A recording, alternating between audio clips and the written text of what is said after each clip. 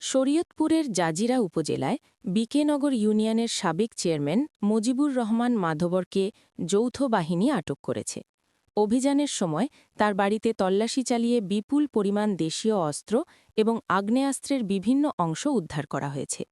বুধবার ১১ ফেব্রুয়ারি সকালে জাজিরা ক্যাম্পের camp commander major Ashraf Ahmed এ তথ্য নিশ্চিত করেন।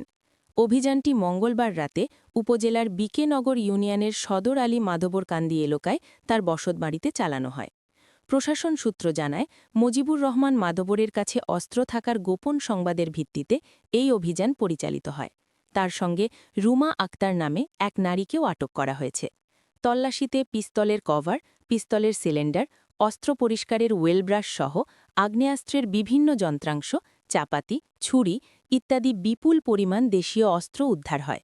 স্থানীয় সূত্রে জানা যায়, মজিবুর রহমান মাধবর দীর্ঘদিন আওয়ামী লীগের রাজনীতির সঙ্গে যুক্ত ছিলেন।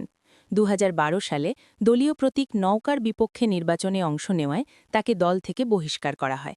পরবর্তীতে ২০২৪ সালের ৫ই অগস্ট আওয়ামী লীগ সরকারের পতনের পর তিনি বিএনপিতে যোগ দেন। Jajira camp commander major Ashraf Ahmed বলেন, অস্ত্রের তথ্য পেয়ে রাতে অভিযান চালানো হয় এবং উদ্ধারকৃত জিনিসপত্র সহ দুজনকে আটক করা হয়েছে।